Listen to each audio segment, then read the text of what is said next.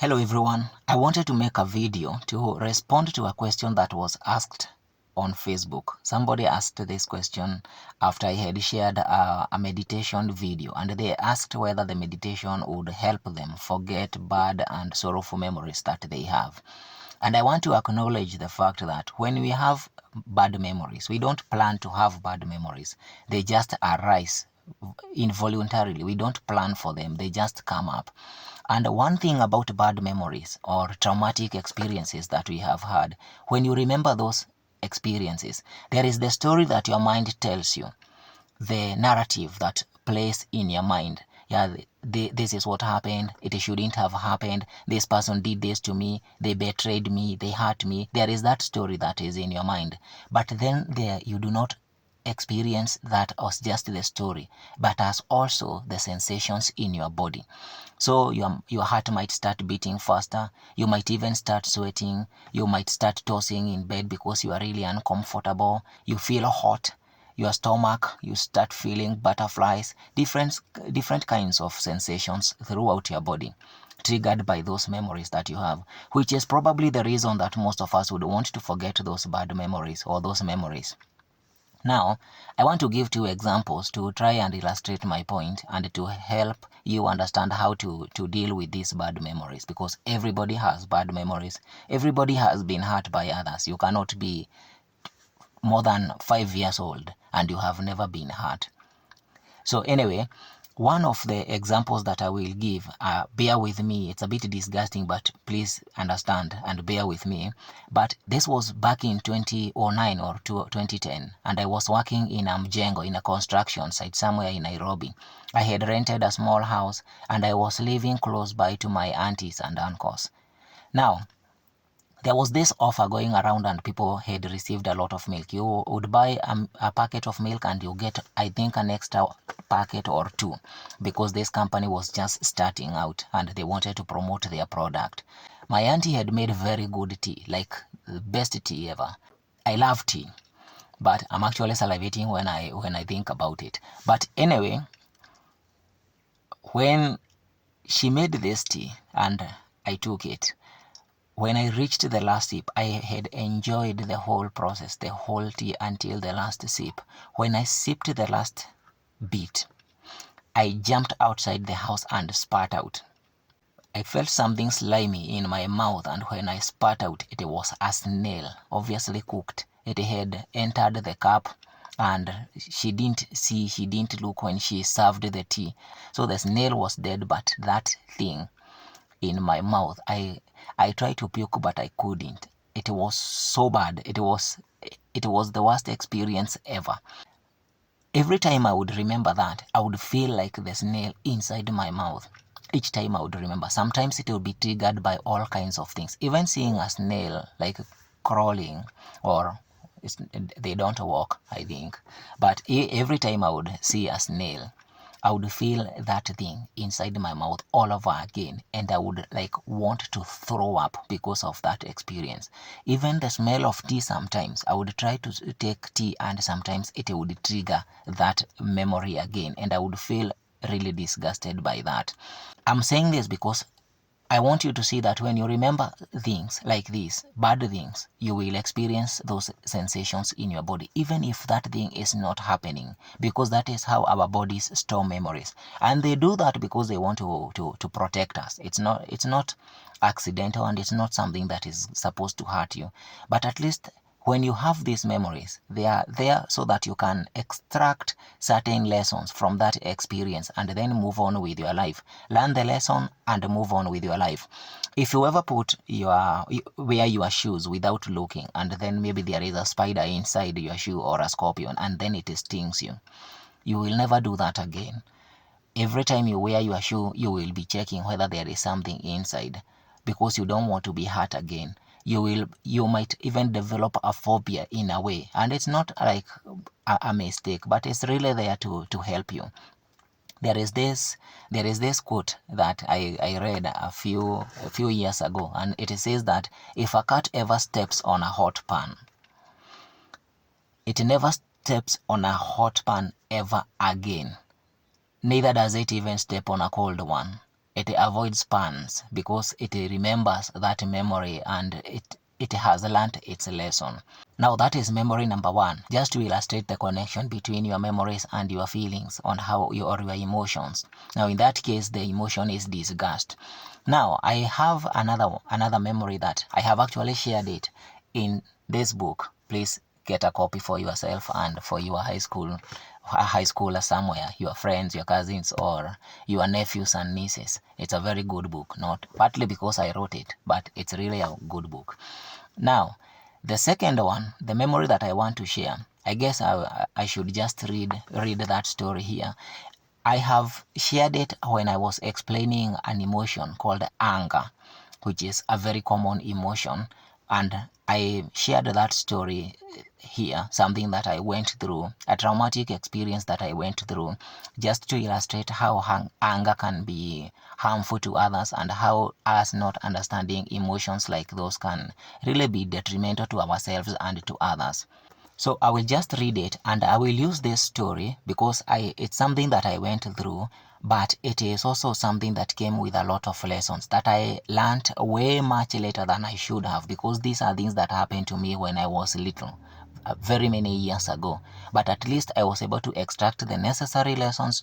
Maybe I'm still getting more lessons from that experience, but I do not interact or interface with the memory or with those thoughts the same way I was dealing with them earlier.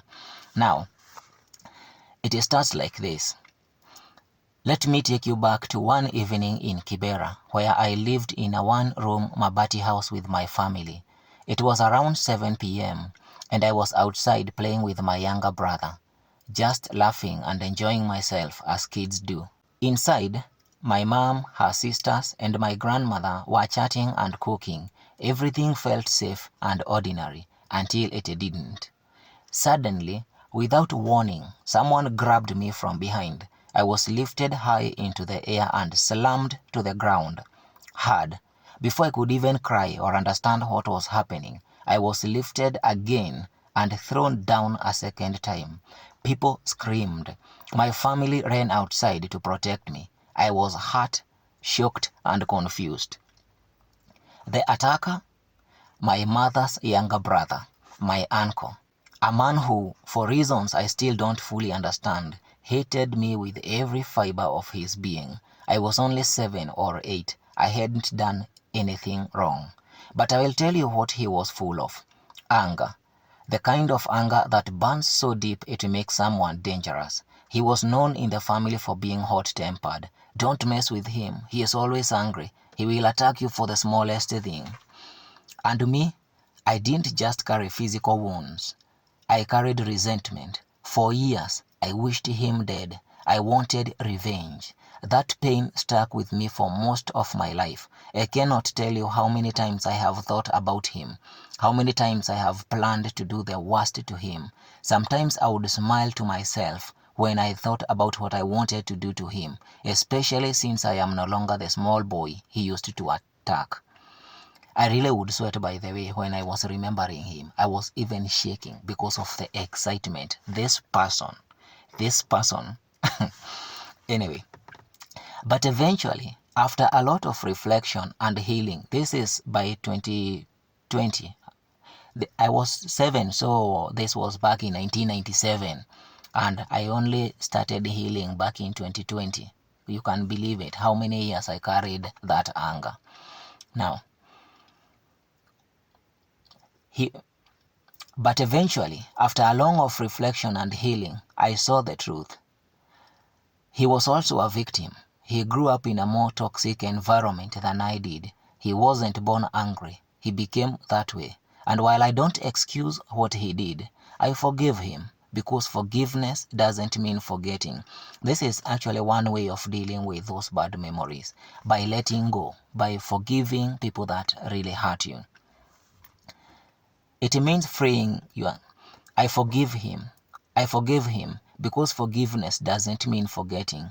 It means freeing yourself from being tied to the fire someone else started. It means letting hurtful things go. It means letting hurtful things go because they hurt you more for carrying them than the people who actually hurt you or made you angry in the first place. Imagine always thinking about how someone wronged you and how you are going to take revenge. I did that with my uncle. I was so angry at him that I wanted nothing more than to teach him a lesson he would never forget. Those thoughts consumed me. Many people lack emotional intelligence and end up hurting others deeply. Remember, it is impossible to live life as a human being and never be hurt by someone, whether it's a friend, a fellow student, a parent, a teacher, a boyfriend or girlfriend, or even a stranger. Hurt is inevitable.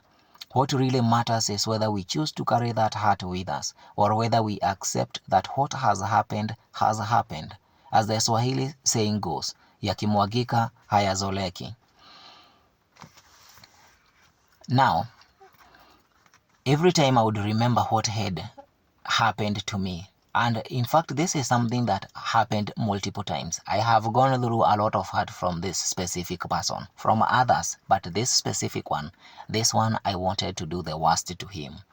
But I want you to understand that every time I would remember how hurt I was, or every time that memory would come up, it would really disturb my peace of mind, because I would go into now that cycle that I would get hijacked by those thoughts and those memories, and I will go down the rabbit hole. This is what is going to happen to this person. First of all, I was considering myself a victim, despite being called victor, but I was considering myself a victim. And since I was hurt, I felt that the best way to get rid of that hurt was really to hurt that person back. But each time I would remember, because eventually you heard, I dropped that. I no longer have, like, I'm not carrying any resentment towards the person. We actually had a very fruitful conversation about other things, like a few weeks ago when I visited my grandmother. But when I would remember these things, I would sometimes lose my sleep, because I would imagine of all the ways that I was hurt and how I was going to hurt this person back. I would start sweating, sometimes just shaking, even breathing shallow breaths because of how hurt I was and how angry I was. And you can start to see how those memories, instead of extracting the necessary lessons, you can begin to see how you can remember these things and these things continue to hurt you. So when bad memories come, or when you remember bad things, try to ask yourself, what lesson am I supposed to learn from that experience? This person hurt me. Is revenge the lesson you are supposed to learn? Or what is really the lesson you are supposed to learn from that experience? Because if you start asking that question, that will be the right way to think about that experience. Because these experiences come for a reason. They don't just happen. You get hurt, yes, but moving on is a choice that you have to make. Letting go is a choice that you make. You choose to let go. You can choose to carry on, to carry that hurt and to carry that anger. I say that carrying anger is like carrying hot coal, hot charcoal, and you're burning your hand thinking that you are going to hit your enemy with that anger and hurt that person, but you eventually end up hurting yourself more. Healing requires you to reflect on these things that you have gone through and to choose to do the right thing, even when that right thing is really difficult. So you have these memories come up. Remember to breathe. Yeah, remember to breathe. Ask yourself, what lesson, what can I learn from that experience? If it is somebody that keeps hurting you, for instance, you have feet, you do not have roots. There is a reason you have feet. You have legs instead of roots. You can walk away. But since we are talking about memories, things that have happened in the past, you have literally already walked away from those things. Time itself has moved on, which means you should also move on, not to forget everything that happened, because if you forget everything that happened, you might lose the lessons, which is the other reason for why you shouldn't even be looking forward to forgetting the bad things you have gone through. What you want is to remember these bad things that you have gone through, but to interact with those memories differently, from an empowered position, so that even when you remember them, they do not carry the same emotional weight that they have been carrying. See you on the next one.